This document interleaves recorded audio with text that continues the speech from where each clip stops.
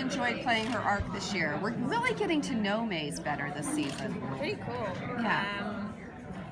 It's been very rewarding. I think I've been able to take a character that could very easily just sort of be a badass in one note and give her layers and points of view that maybe the audience didn't really expect to see. So much humanity, kind of come through this season. So that's been really fun to explore. And, I think the writers have just been very smart about not giving her as many facets as possible, and in that making her really relatable to, like the friendship with Linda is super relatable. Women, it's like two strong women, saying coming out as a demon. Like a lot of people from the gay community was like, oh my god, I've had that conversation with friends, like I can relate, so that's been really cool. Yeah. And what was it like when you first read the script saying that you were moving in with Chloe? I was like, how are they going to make this work? I mean, if you look at, you would just never expect that, right? No. From the pilot episode to bringing my sex toys and the sex swing. Swing, yeah. But really, honestly, that is, I think they saw the chemistry with me and Scarlet, and obviously how that might, and then the antagonistic relationship I had with Chloe, and that would be an interesting sort of dynamic to throw in there. So I thought they were really clever about how they kind of introduced it and where they've taken it to, up until this point. So obviously she is such an interesting character. Do you have a favourite Maze trait? Her loyalty, to her friends or people that she cares about, and I think that's my most relatable trait actually to her as Lesley-Ann. You see that more and more with those relationships like Trixie and Chloe. 216, I pretend to be a lesbian lover with Chloe, and it's super fun. And I go and help her, so it's it's cool. How does Lucifer being gone impact Maze? What is it like when we come back for her? Well, she doesn't, I don't think she's really that happy, obviously, that she doesn't know what's going on, but it's not an unusual, he's done this before. It hits Chloe more, I think, than anyone else because of the nature of their relationship, how close they've got, and obviously what's happened, the kiss, and, where everything sort of going. So, I think she's probably more annoyed that she doesn't know what the big picture is, and that comes to a head in 217. Yeah. And how does she feel about Amenadiel? Because obviously, initially it looked like she was abusing him, but now it's a bit unclear.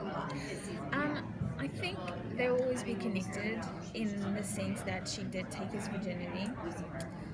There's that. But I think she's not a girl who's hung up on one specific thing. Do you know what I mean? Maze, the thing that you'll find out about demons in our show is they have no soul, so they live in the moment and they go with the flow, and that's very much what the character is. And I think they're always connected because of that, and the fact that he's now at the end of that episode, he's decided to stay and help him be a part of the team. So I think there's an element of respect there. You're not just the goody two shoes angel, daddy's son.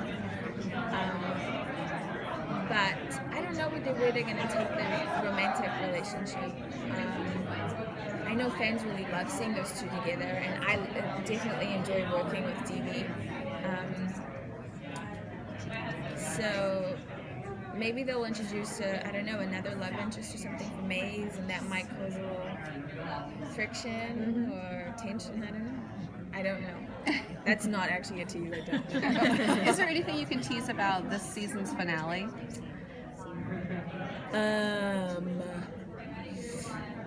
There's some real heavy stuff with Maze and Linda, like some really heart-wrenching, which was so much fun to play, and obviously God, which was announced. God comes down, so, or is it God? I don't know. So there's, yeah, I can't say too much. we just had a little like powwow before. They're like, don't say this, don't say that, don't say that. Okay. For the standalone episodes as well, coming out, is there going to be a Maze-centric episode? There is. It's called Mr. and Mrs. Mazepin Smith. And it's, as you know, it's our scripts are named after a line that's in the script. It's super cool because I get to like lead an episode, and you really get to see kind of like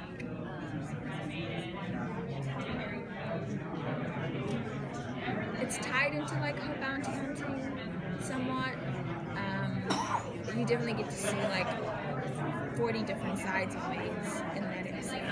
And it was just physically fun to do because I was pregnant, fighting, beating up boys, which is cool, but hard. For women who haven't had babies, if any of you have had, it's hard to do that while you're pregnant. It was good. Yeah. Your character Maze and Trixie, you two are so awesome on screen. Do you get into hijinks off screen ever? I can see you plotting and teasing the other cast a little. I love Scarlet so much. We've had play dates before with our dogs, like she's come over and hung out. It's tricky with her, like, because she has to do school, so she finishes a scene and then the rules are she has to do like 20 minutes of school, so she has to go straight to a tutor. But she is really sweet. She always comes and like, wants to feel the baby. I've told her to like think of some names to help me, So she's a very sweet kid. Like, I've always wondered how parents do that with kids in the business, But Sam, her mother, and her dad they've done like such an amazing job. She's the most normal, down-to-earth little girl you'll ever meet, who's still very much a kid, but then come action, she's just like so professional and knows her lines. So, yeah, she's definitely one of my faves to work with. I love my Maze and Trixie scenes.